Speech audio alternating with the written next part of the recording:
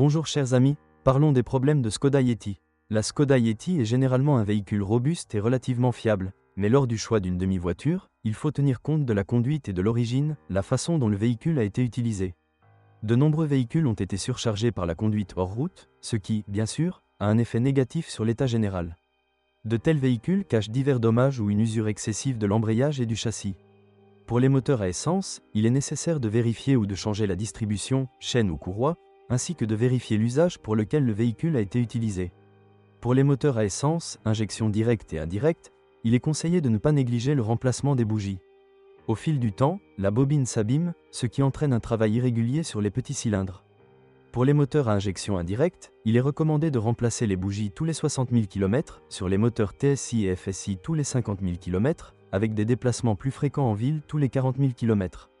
Dans le cas de la Skoda Yeti avec moteur TSI, les problèmes avec le mécanisme d'entraînement, chaîne ou clé hydraulique, sont rares. La durée de vie du mécanisme d'entraînement ainsi que les intervalles d'entretien sont influencés par l'intervalle de vidange d'huile moteur et le style de conduite. Les problèmes avec le mécanisme de transmission se révèlent par un démarrage bruyant, qui dure quelques secondes, généralement lorsque le moteur est froid, par exemple après un arrêt nocturne, mais parfois la chaîne est bruyante lorsque le moteur est chaud, par exemple lors de la conduite à bas régime. Selon le moteur, le coupable est soit une clé à chaîne hydraulique défectueuse, soit une chaîne étirée. Le problème ne doit pas être ignoré et il est nécessaire de remplacer le mécanisme d'entraînement complet du moteur, sinon la chaîne peut sauter et causer des problèmes beaucoup plus importants.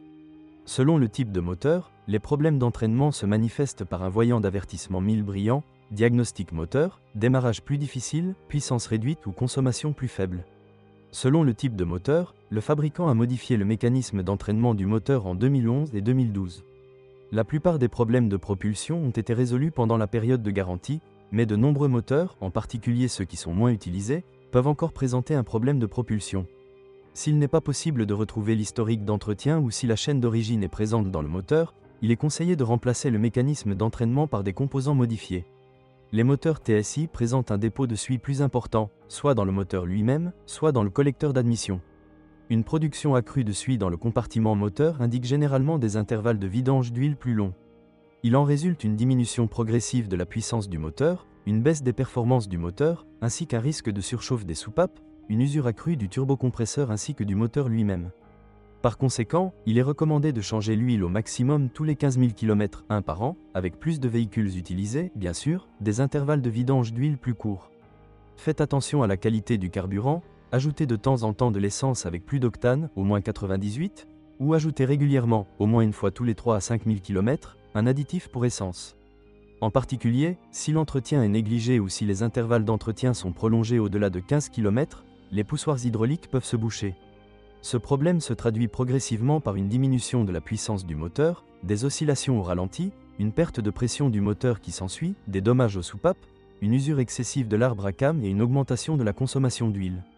L'allongement des intervalles d'entretien ou l'utilisation d'une huile inadaptée entraîne progressivement une usure excessive du mécanisme d'entraînement, un étirement plus rapide et un bruit accru de la chaîne de distribution, moteur à entraînement par chaîne. Le moteur TSI est parfois confronté à un problème de catalyseur sale, ce qui est particulièrement vrai pour les conducteurs qui roulent généralement lentement et dont le moteur tourne à bas régime. À la longue, ce style de conduite comporte le risque d'un colmatage du catalyseur, que l'unité de commande peut parfois considérer comme une défaillance du catalyseur. Il est recommandé de sortir de temps en temps sur la route et de rouler un peu plus fort. Avec les moteurs TSI qui roulent plus souvent sur des distances plus courtes, en particulier avec un moteur froid, il existe un risque que l'huile moteur soit trop diluée avec de l'essence non brûlée, ce qui entraîne des risques supplémentaires d'usure excessive du moteur. La solution consiste à rouler de temps en temps sur l'autoroute ou à changer l'huile moteur plus souvent. Les moteurs TSI ont souvent un bruit rugueux après un démarrage à froid, un fonctionnement moins soigné et parfois une accélération plus faible. Cela est dû au réchauffement soudain du catalyseur par l'augmentation de la température des gaz d'échappement. Cependant, ce régime ne dure qu'un certain temps et ne signifie pas un problème technique. Le moteur TSI, 1,4 TSI et 1,8 TSI, est plus susceptible de provoquer une usure excessive du mécanisme de distribution variable, ce qui entraîne un fonctionnement plus bruyant et irrégulier du moteur, en particulier à bas régime, ou des messages d'erreur, 1000, ou une réduction de puissance. Il est recommandé de changer le variateur en même temps que la chaîne de transmission. Au cours des premières années, le 1.4 TSI était connu pour un problème avec la soupape de dérivation de la turbine, qui se traduisait par une baisse de l'accélération. La plupart de ces erreurs ont été résolues en remplaçant le carter de turbine, qui a été modifié. Il arrive parfois qu'une fuite d'huile se produise, principalement au niveau du tuyau de ventilation du carter, généralement sur 1,2 TSI. Pour les moteurs diesel, avec un kilométrage supérieur à 150 000 km, le problème d'un volant flottant excessivement usé peut être présent, ce qui se traduit par des vibrations au ralenti, des à-coups lors du déplacement et du bruit à basse vitesse. Les pannes de moteur les plus courantes des moteurs 1,6 TDI et 2,0 TDI sont la fissuration du radiateur de la vanne EGR, plus souvent en hiver, et surtout dans le cas des véhicules, en particulier pour les véhicules circulant sur des trajets plus courts, le liquide de refroidissement pénètre dans l'admission, perte de liquide. La perte de liquide de refroidissement peut également être causée par la pompe à eau, il est donc recommandé de la changer en même temps que la distribution, ce qui permet d'économiser du travail et d'éviter des problèmes inutiles. Lorsque vous conduisez plus fréquemment sur de courtes distances, il y a des problèmes avec la vanne EGR, saleté, faible poussée, étouffement ou mode de sécurité avec le voyant moteur. Le système de recirculation des gaz d'échappement contrôle deux vannes, l'une est à commande pneumatique via le radiateur, et l'autre, via le moteur électrique, retourne directement dans l'admission. Avec un nombre croissant de kilomètres, la vanne du moteur électrique s'encrasse progressivement, ce qui provoque une contrainte excessive sur le moteur électrique. Le résultat est un épuisement électrique. Moteur qui contrôle la vanne de la vanne EGR. La vanne EGR et le système de refroidissement des gaz d'échappement sont assez chers. Les moteurs diesel 2.0 TDI, 103 et 125 kW, peuvent être affectés par le problème de régulation des soupapes vortex en raison de l'encrassement par la suie. Pour contrôler les volets, une force accrue est nécessaire, ce qui provoque la rupture de la tige de commande et le dysfonctionnement du système. L'erreur se reflète généralement dans la consommation d'énergie du moteur, augmentation, fonctionnement irrégulier ou passage en mode sécurité. Les injecteurs usés sont associés à un kilométrage plus élevé. Une usure excessive ou un dysfonctionnement de l'injecteur peut également impliquer l'utilisation d'un carburant de qualité inférieure, il est donc conseillé d'ajouter du carburant diesel de haute qualité de temps en temps. Les injecteurs sont plus sensibles, en particulier avec le moteur 1,6 TDI. Une usure excessive des injecteurs provoque les problèmes suivants, tels qu'un démarrage à froid du moteur, un fonctionnement irrégulier, de petites fluctuations de vitesse ou une faible puissance du moteur. Un kilométrage plus élevé comporte le risque d'un problème avec le turbocompresseur, qui se traduit par une consommation d'huile accrue, une aspiration d'huile dans l'admission, une puissance réduite, variable, ou un problème avec le contrôle de la pression de remplissage. Dans le cas du moteur 1.6 TDI, Euro 5, on observe parfois un léger arrêt du moteur, des fluctuations de régime ou des démarrages difficiles. La raison en est généralement des données incorrectes du débitmètre, ce qui nécessite son remplacement. Cependant, il arrive souvent qu'il n'y ait aucun problème et la raison peut être un filtre à air inadapté, il est préférable de changer l'original, ou un dysfonctionnement du capteur de température.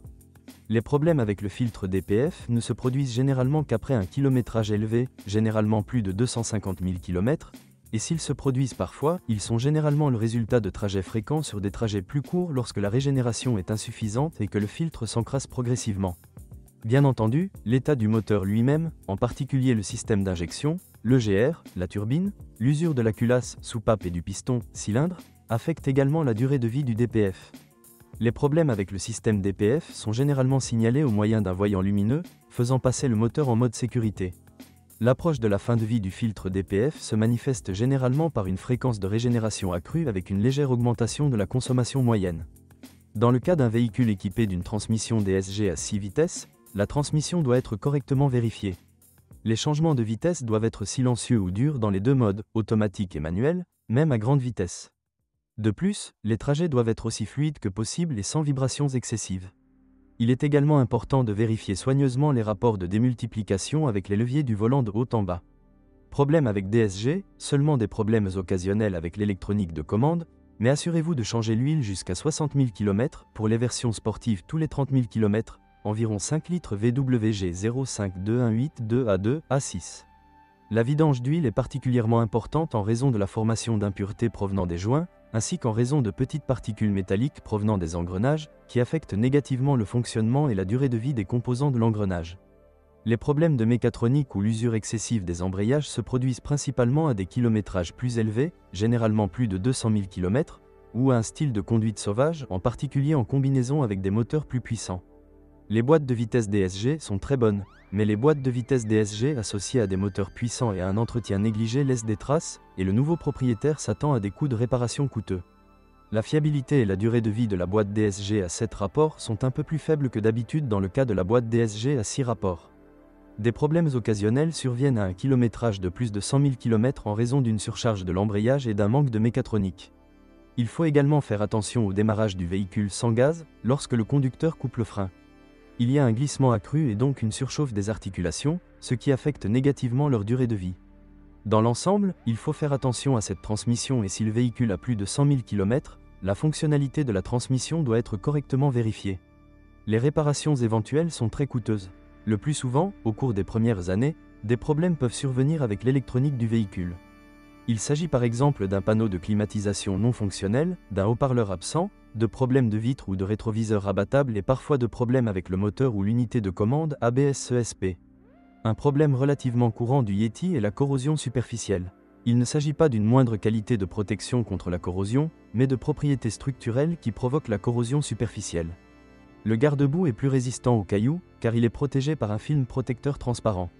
L'installation de ce film est donc également recommandée pour la partie inférieure de la porte arrière. De la rouille apparaît également sur le haut du toit au-dessus du pare-brise. Le coupable lui lance à nouveau des pierres. De plus, la corrosion se produit sur les portes arrière, notamment pour les bandes latérales de la fenêtre. Dans ce cas, la chaleur étire le ruban, dont le bord plus tranchant endommage progressivement le vernis, ce qui conduit à la formation de rouille. Des bruits provenant des plastiques intérieurs sont également observés, en particulier pour les véhicules ayant un kilométrage élevé ou si le véhicule est souvent conduit hors route.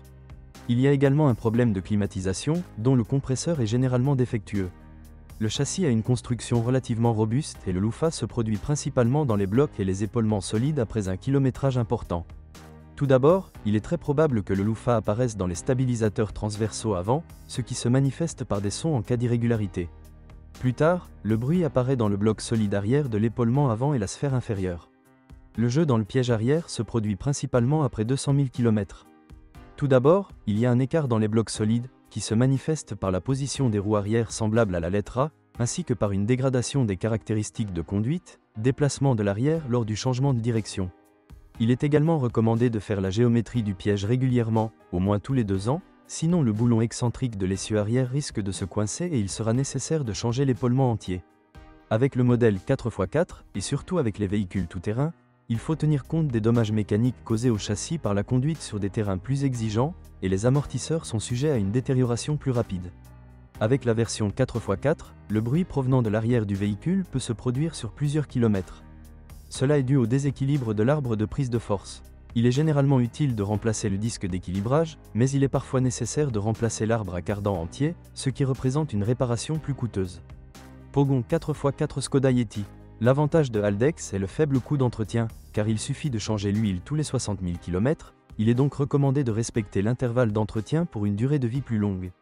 Dans l'ensemble, le système est bien sûr fiable, avec une maniabilité raisonnable, le Haldex et l'essieu arrière dureront des centaines de milliers de kilomètres.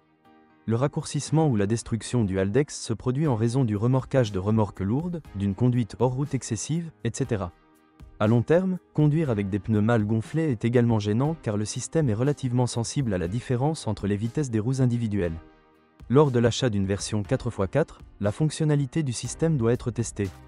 Entretien Skoda Yeti. Les moteurs 1.2 TSI, 1.4 TSI, EA111 et 1.8 TSI sont équipés d'une chaîne dite sans entretien.